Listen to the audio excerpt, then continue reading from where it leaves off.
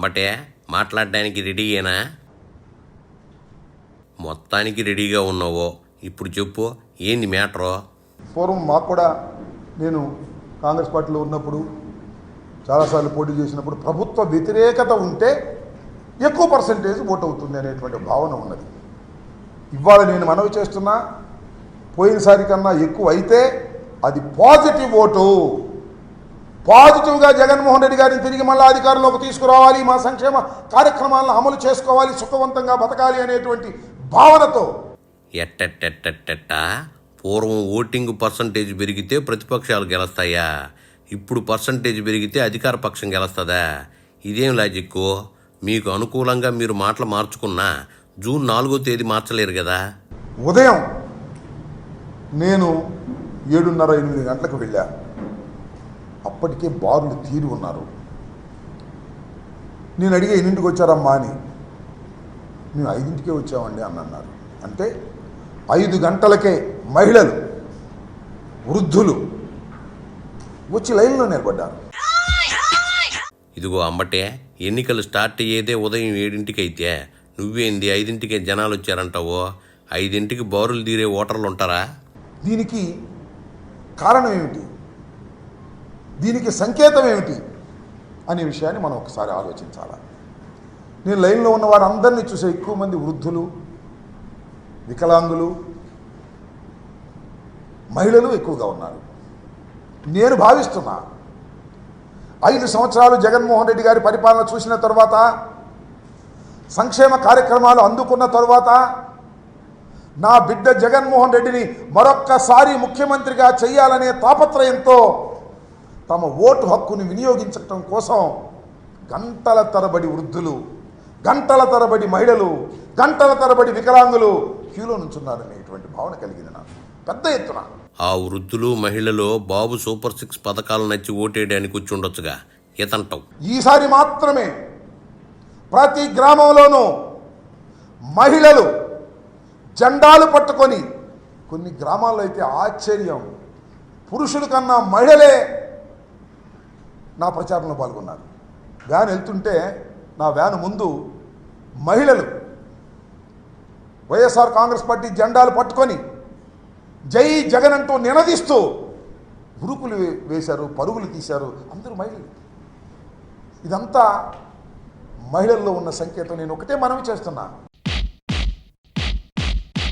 నీ ప్రచారానికి మహిళలు ఎట్టా వచ్చారో మా అందరికీ తెలుసులే అంబటే. 5 సంవత్సరాలు పరిపాలన చేసిన తర్వాత నాకు అది జరగలేదు, నాకు ఇది జరగలేదు అనేటువంటి ప్రభుత్వ వ్యతిరేకత ఉంటుంది. కానీ ఈ ప్రభుత్వంలో ప్రభుత్వ వ్యతిరేకతే లేదు.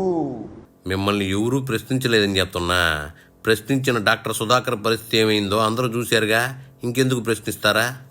మేము గెలుస్తామని తెలుగుదేశం వాళ్ళు, ఏదో సాధిస్తామని కొన్ని ఎల్లో పత్రికలు, ఆ ఏబిఎన్, ఆంధ్రజ్యోతి, లేకపోతే ఈనాడు, లేకపోతే TV5, లేకపోతే తెలుగుదేశం చంద్రబాబు నాయుడు గారు, పవన్ కళ్యాణ్ గారు, ఎంతమంది వచ్చినా నేను ఇవాళ చెప్తున్నాను, 4వ తారీఖు 12 గంటలకు చూడండి, అత్యధిక మెజారిటీతో జగన్మోహన్ రెడ్డి గారు ముఖ్యమంత్రి కాబోతున్నారు. దీన్ని మీరు విశ్వసించండి కూడా ఈ సందర్భంగా నేను మనవి చేస్తున్నా. తినబోతూ రుచులు ఎందుకు అన్నట్టు ఆ 4వ తారీఖు ఇంకో 20 రోజుల్లో వస్తుందిలే అంబటే. Both sides. ఇవాళ తెలుగుదేశం వాళ్ళు తన్నులు తిన్నారు కొన్ని చోట్ల.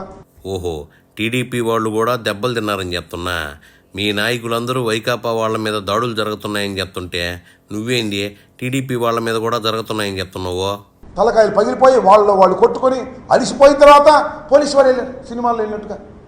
ఏమిటి దుర్మార్గం ఉంటుంది. పోలీస్ బాబాయిలకి గొడవలు జరిగే ప్లేసులు ముందే అట్టా తలస్తాయమ్మటే. వాళ్ళు మాత్రం శక్తికి మించి ఏం చేస్తారు చెప్పు?